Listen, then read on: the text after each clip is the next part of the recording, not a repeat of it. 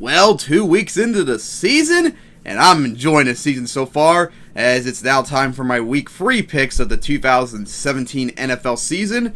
And last week I meant to say, I went 10-6, which, it's just okay, but for all of you that don't know, that was my best week 2 ever, because historically, now it's too high.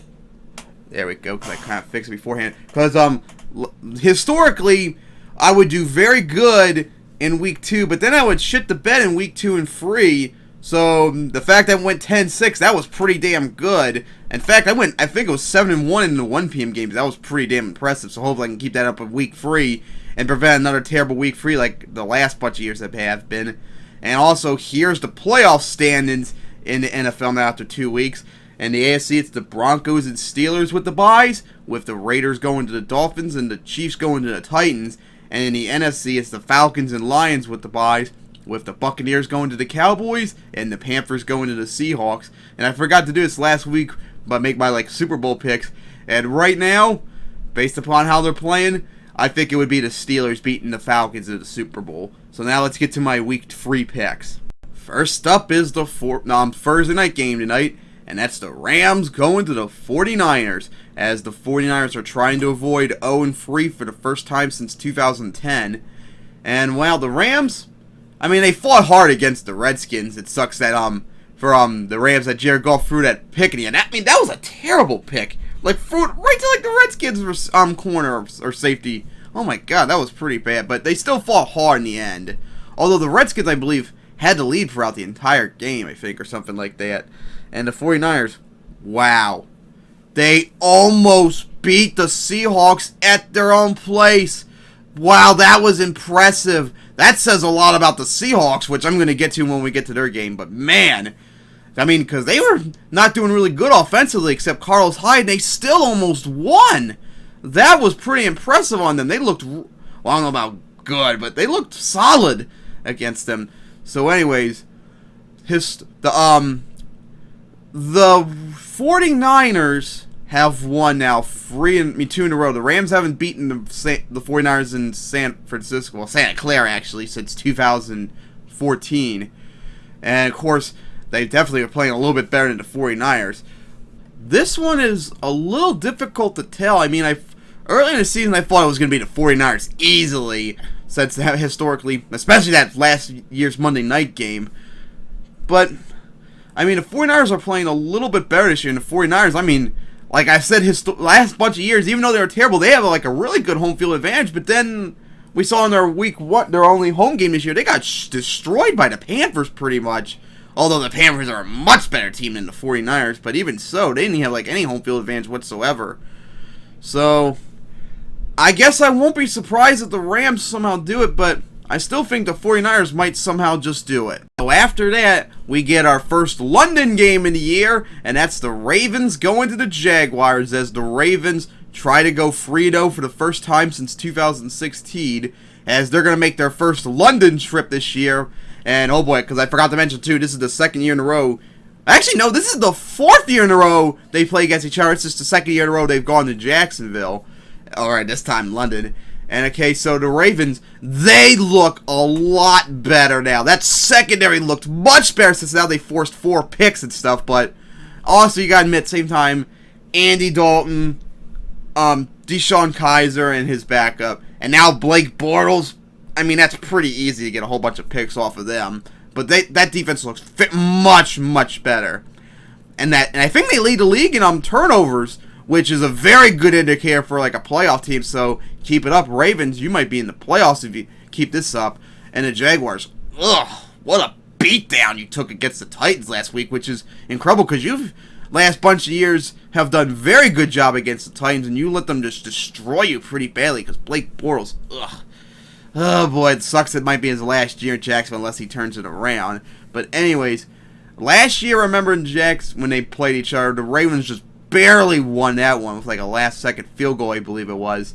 And now they got to go to London, which they haven't played yet before. And the Jaguars now seem to start having a home field advantage in London because now they've won 2 in a row there. They've looked pretty solid, too, in both those games. So I really won't be surprised if either one of them win, but seeing how Blake Bortles is struggling and how the Ravens defense has been apparently a huge turnaround, especially in the secondary, I think I'm going to pick the Ravens this time around, but I won't be surprised if the Jaguars somehow get it. And we finally get to the 1 p.m. games, starting with the Broncos going to the Bills for the first time since 2011, as the Broncos are trying to go 3-0 for the third year in a row. And wow, what a dominant beatdown the Broncos gave the Cowboys. Oh my god, that defense looked awesome as always. Trevor Siemian, that offense, they looked great. Now, of course, I'm a little concerned that might have been just like a one-time thing because they, like I said last week, they historically done good against the Cowboys, so that's probably another reason too. But goddamn, that was really good in the Bills. Ugh, that defense, I guess, did a very good job holding the Panthers to 9 points. But man, that offense couldn't get anything done at all. They were really struggling. So the Broncos haven't beaten the Bills in Buffalo since 2005, because remember, last time they went there was 2011 when they got absolutely destroyed and gave the Bills their first win after their 7-game slide with Team Tebow and all. But seeing how that offensive play, because the Bills have struggled, the only thing they got really good on offense, of course, is LaShawn McCoy, and he was actually held down pretty good against the Panthers, and now he's got to go up against the Broncos defense. Merit that they don't have as good of a run defense, but I mean, fuck, they held down Zeke very good last week. He didn't even get 10 yards for crying out loud, so maybe they might do good this week, or maybe, like I said, it might have been a one-time fluke, but either way, I think the Broncos this time around will get it, but I won't be surprised if the Bills somehow do it as well. And then it's the Saints going to the Panthers, as the Panthers trying to go 3-0 for the first time since 2015, and the Saints trying to avoid 0-3 for the third year in a row now, I believe. And wow, man, the Saints really got spanked against the Patriots. Even I didn't expect that. I guess that was probably more of just the Patriots being angry about that first kickoff game loss. But man, yeah, that defense, of course, still terrible. But Breeze has kind of struggled too. Sucks. Maybe it might be his last year too. And the Panthers, ugh. I mean, that defense is very good. Matter of fact, I think the Panthers right now have the best defense right now in terms of scoring. They've only allowed 6 points, I believe. So their defense is really good, but man, that offense has really struggled then. Ugh, losing Greg Olsen for like 6 to 8 weeks. Ugh, I got a feeling Cam Newton's going to really be bad now the next bunch of weeks now, which, of course, is definitely not good for his stats and stuff, but the Saints have not beaten the Panthers in Carolina since 2011, and the Panthers have done a pretty good job at not just beating the Saints, but like spanking them pretty much. So seeing how the Saints have been struggling, especially when they finally meet that really good Panthers defense, and of course how Saints defense is terrible, maybe Cam might actually have an okay game against them, hopefully, for him. So I think the Panthers are going to get this one. And it's the Steelers going to the Bears for the first time since 2009. Steelers trying to go 3-0 for the first time since 2010. And the Bears trying to avoid an 0-3 start for, I believe, the third year in a row. And the Steelers, they spanked the Vikings. Pretty damn good job there, like I said I thought they were going to do last week. And the Bears, ugh. Oh, God, yeah. They really collapsed against the Buccaneers like they did like last year, too. That was an ugly loss. Now, the Steelers have not beaten the Bears since 2005. And, of course, I don't remember how long it's... Because the last time they went to the Bears, like I said, in 2009, they actually lost that one. And, of course, it's been a long time since they've been there. So, who knows if they've beaten the Bears recently in a long time, because I actually don't know. But the Bears have historically... particularly the last decade or so, have done a pretty good job against the Steelers. Like I said, they've won 2 in a row now and stuff.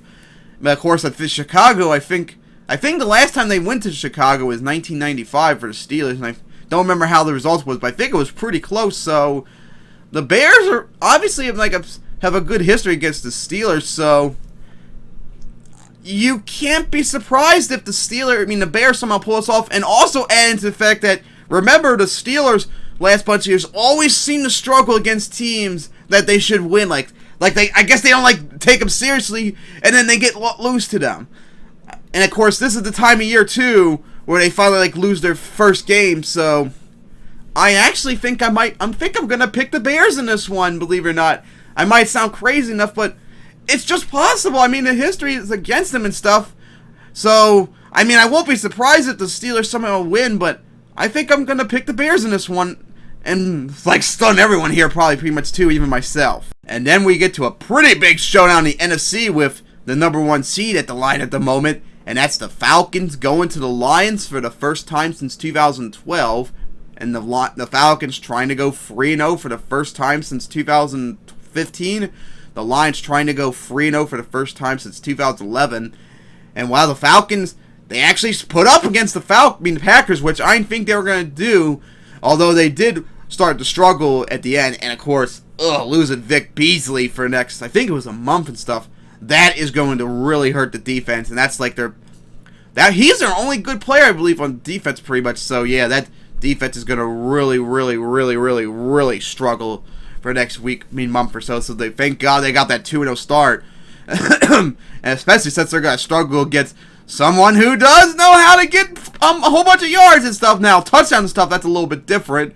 Matthew Stafford. And the Lions, they looked pretty good against the Giants last week. Or maybe that's just because the Giants fucking suck this year.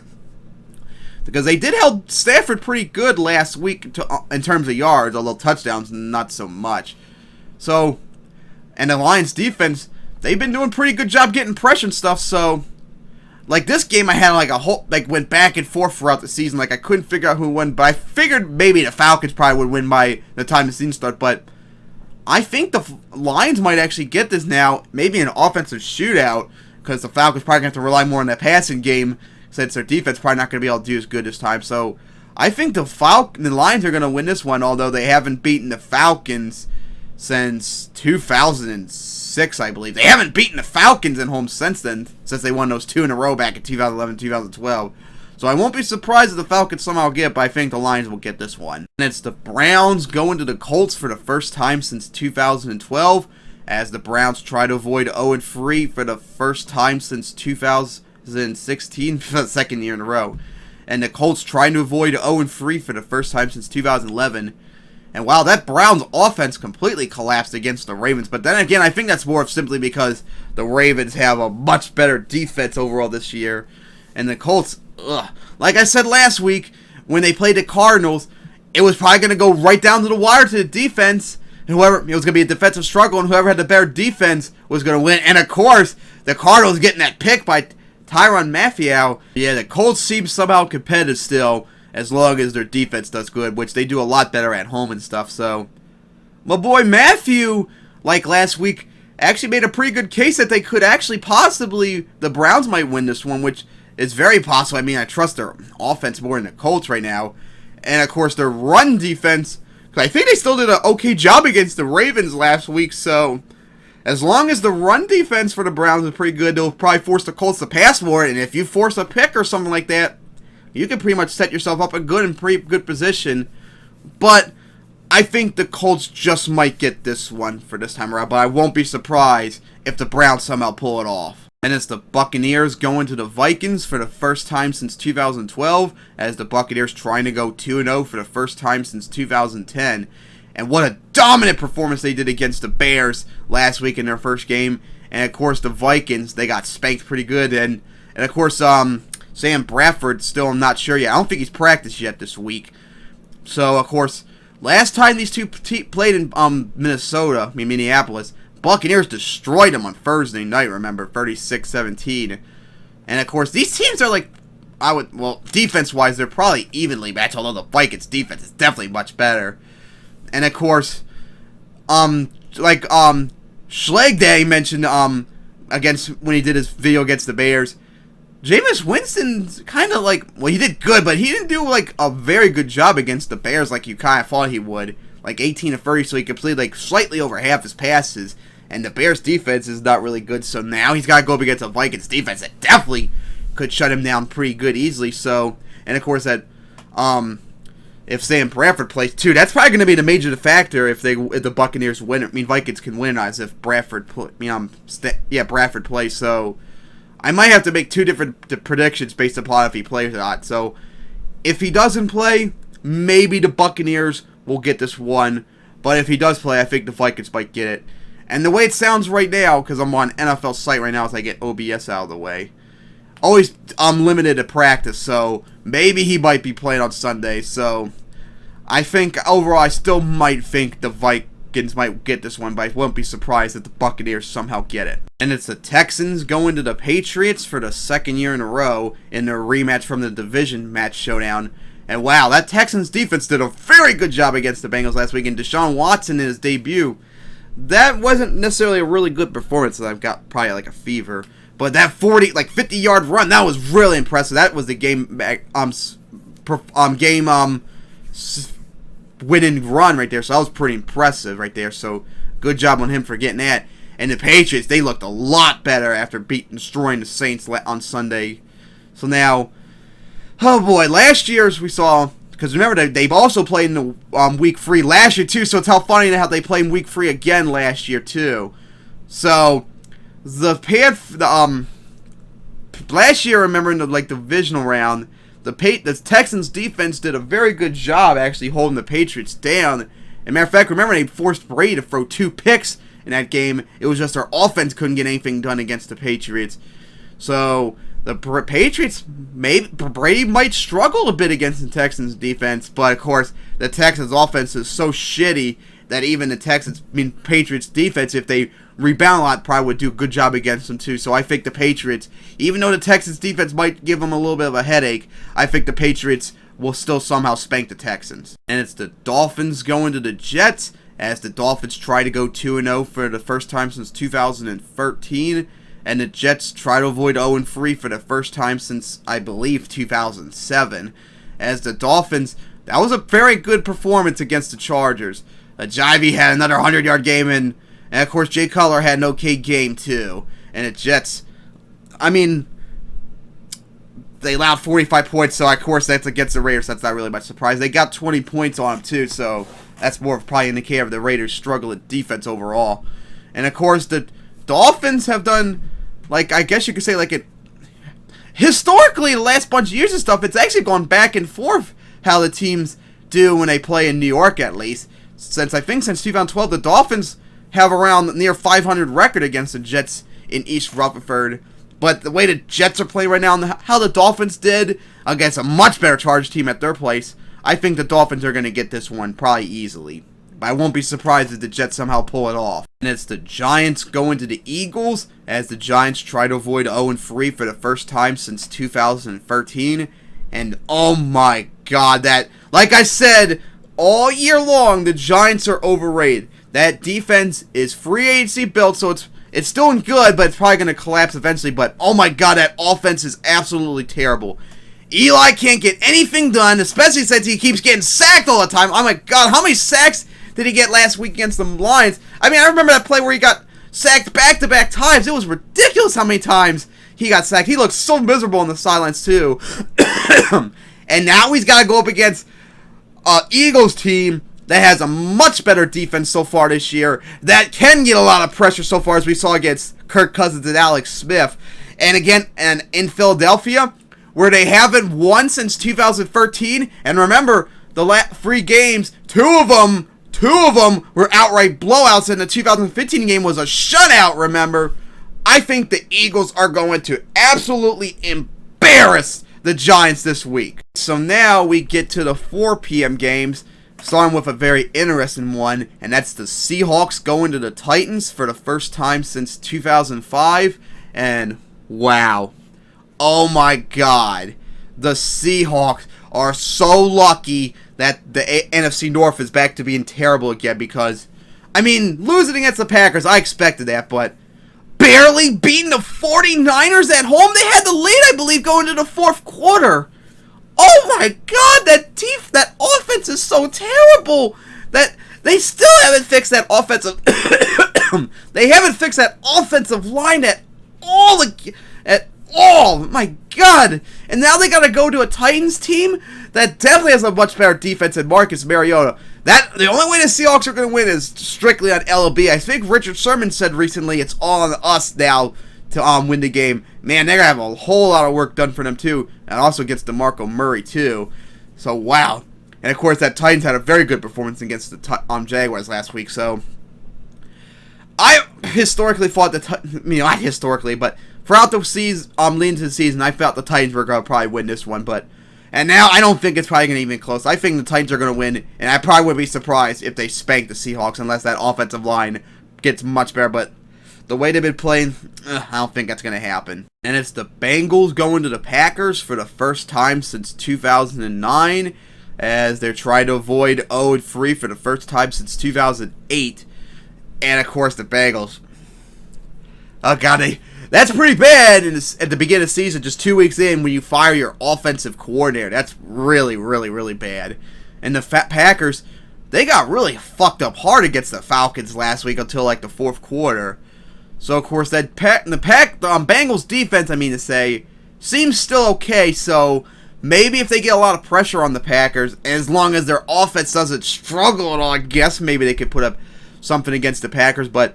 And of course, the Packers haven't beaten the Bengals, I believe, since 1998, since the Bengals have won 3 in a row since then. And of course, the last time they went to the Packers in 2009, they did beat them, although that was like an offensive shoot, I believe, and they won like a last-second touchdown. So the Packers, I think, will easily and utterly destroy the Bengals this week. It's probably going to be an embarrassment. And then it's the Chiefs, going to the Chargers, as the Chiefs are trying to go 3-0 for the first time since 2013. The Chargers are trying to avoid 0-3 for the first time since 2003, as the Chiefs make their first appearance in LA since 1994. And wow, that offensive line really collapsed against the Eagles last week for the Chiefs, although thankfully for their defense, especially that fourth quarter performance by their offense, they managed to get the victory. And the Chargers, oh God. The second week in a row, you had shots. Well, you had a shot to tie it against the Broncos in week 1, and you just had blocked. But I think it was a 17-something lead against the Dolphins, and you blew that against Dolphins with Jay Cutler. Oh my God, the Chargers are having the exact same problem they had last year, where they had the lead in the fourth quarter, and they blew it in the end.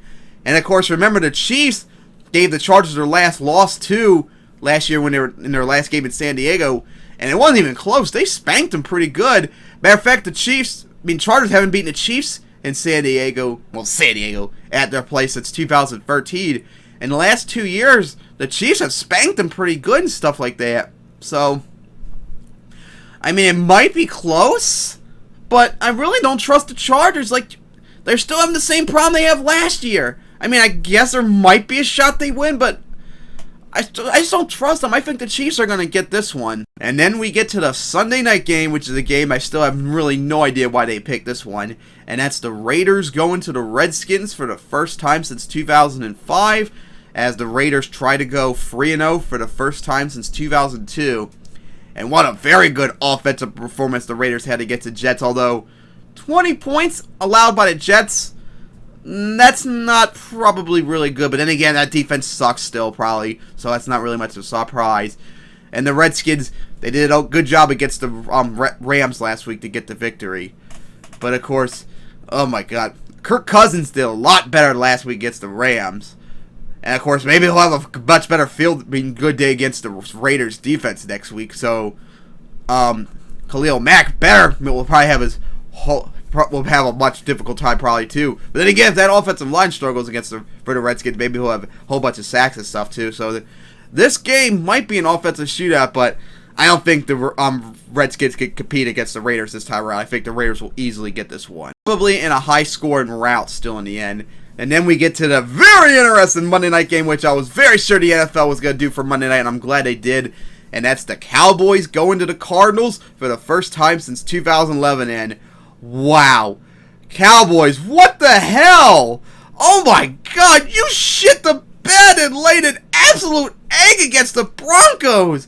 Oh my goodness God, I hope to God that was simply because the Broncos have a very good history against you in Denver, and not a very bad indicator of the season. Oh my God, that was a terrible performance against the Broncos last week. Oh my God. And the Cardinals, Their defense won their game against the Colts. They got so lucky because Carson Palmer has still struggled immensely this season so far. He looks washed up and stuff too. That's pretty bad.